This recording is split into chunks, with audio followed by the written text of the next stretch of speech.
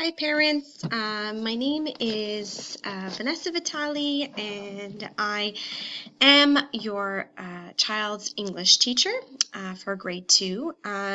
This is obviously not the particular situation that we would necessarily want to be in, but I'm happy that I'm able to still share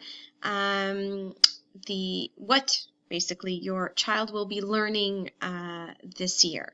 So please feel free, after you've listened to the presentation, if you have any questions, just write me an email on Partai, and then we can take the time during our Zoom on Thursday to answer those questions and help you understand anything that you might have questions about.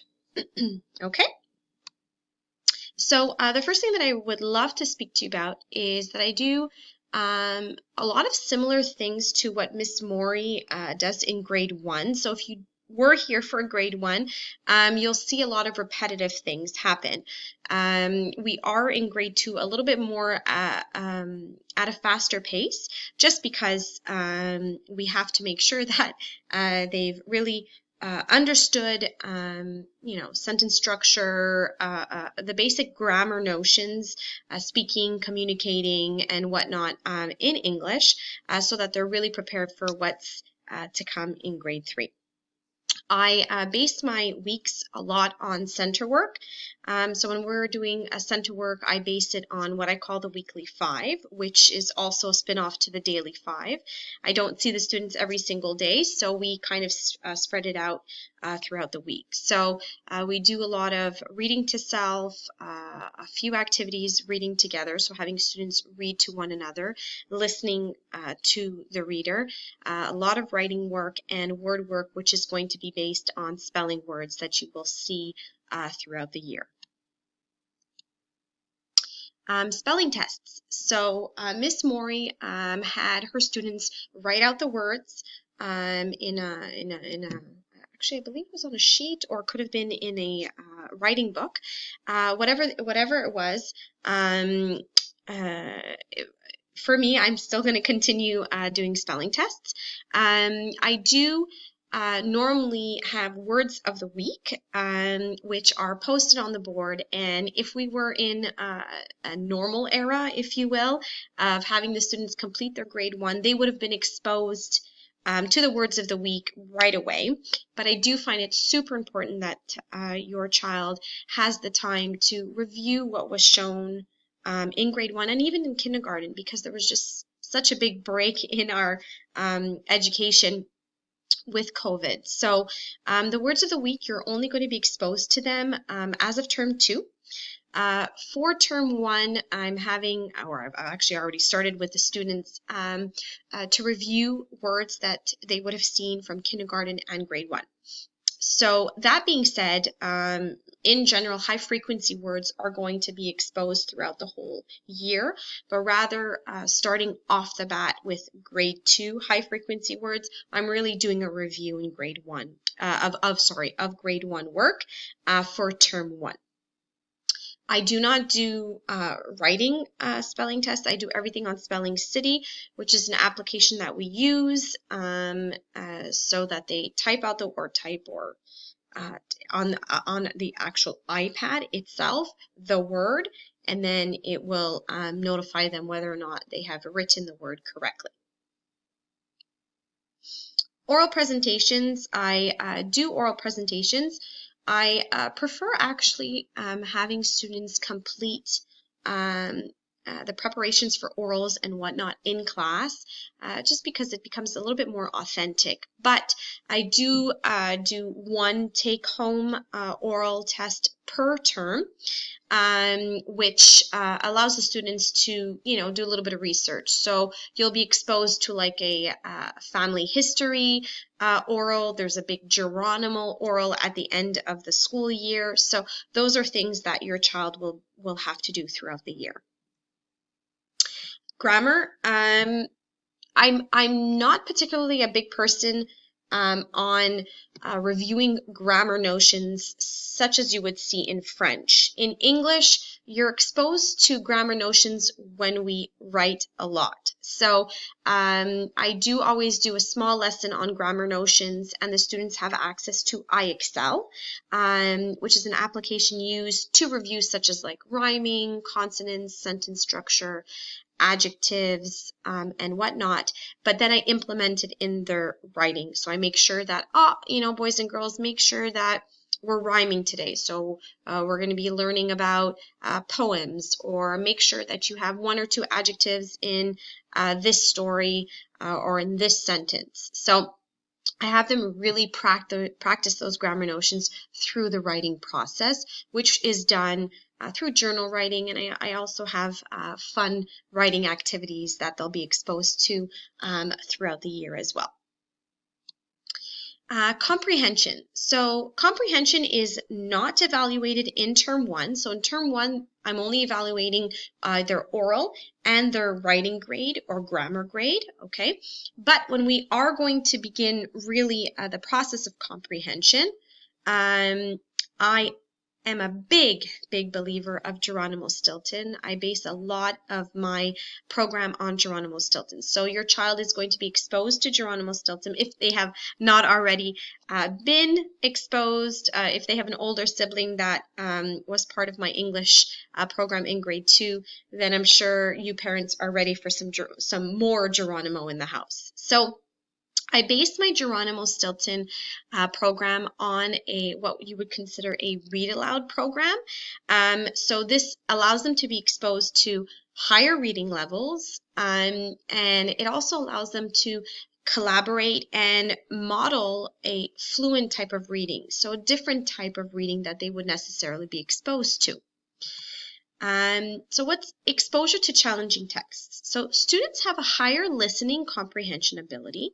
Reading aloud to students at a level slightly above their current level exposes them to texts that challenge their reading ability. So there are going to be words in Geronimo Stilton that they won't necessarily be used to. But these are things that we are going to review. So through Words of the Week, through Geronimo Stilton, they're going to be exposed to words that you wouldn't normally use on a daily basis. But what does that allow? That allows them to just have the exposure and have the knowledge and have it ingrained in them, so that, when it comes the day that somebody uses the word, I can't think of a word right now, but uses a word that you wouldn't necessarily use on a daily basis, well, hey, they would have been exposed to it. Creating collaboration. So we're going to be using what I call a turn and talk form of discussion. So after we've read a specific section in Geronimo, I'm going to have students work in groups where a student will actually have to say, when the book said this, blah, blah, blah, I was thinking this because of this. And then the other student is going to have to answer with, I agree or disagree because. I work a lot on expressing themselves using the 5 W's, so who, what, where, when, why.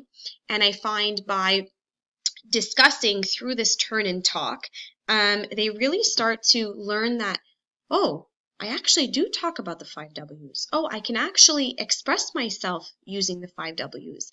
And it gives a lot more details than rather just simply answering in a one-word answer.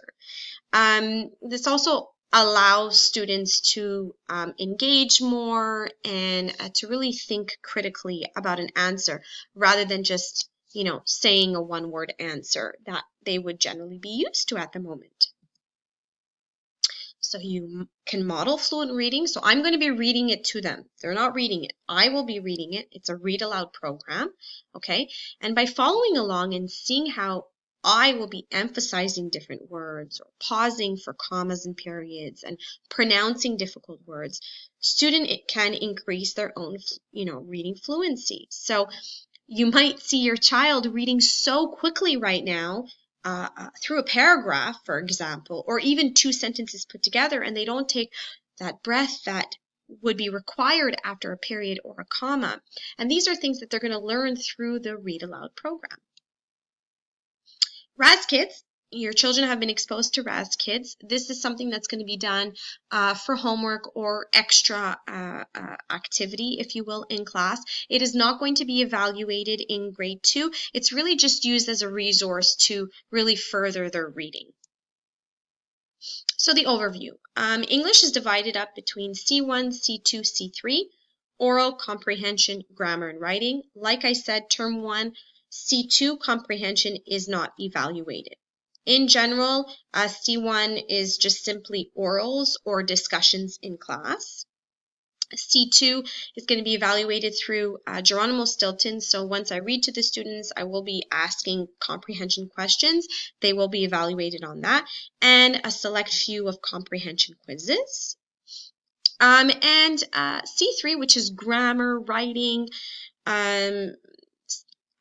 I put grammar quizzes in there, but I tend not to give them unless I really see that the children are having difficulty with something. Then I will do a quiz just to make sure that they really understand the concept. But this is really subject to change. A lot of the time, it's based on writing activities, spelling activities, journals, and word work. To contact me, please feel free through Portail. I'm available through there. I try to answer as quickly as possible, but I have my own children at home, so you know the way it is. So I give myself generally 24 hours before I answer you. If I don't answer in 24 hours, please send me a hello, cuckoo. You haven't answered me yet, and I promise I'll get back to you. We do have Facebook pages for each of the classes. When there's an activity going on, I will upload pictures for you to see.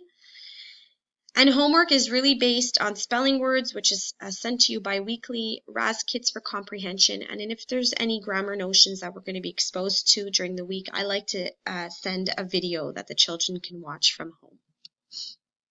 I do teach ethics, so ERC. We're going to be talking about religious aspects. We're going to be engaging in dialogue, and any ethical questions that children might have will be evaluated through ethics. Some topics that we're going to see, for example, are the code de vie, respect, the needs for humans and other living beings, honesty, kindness, helpfulness, positivity, perseverance, empathy. These are subject to change, so I kind of see how the year progresses, and I adjust according to that.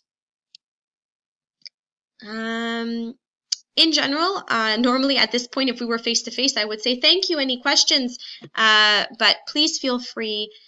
Email me, send me your questions if you want some more clarification on things.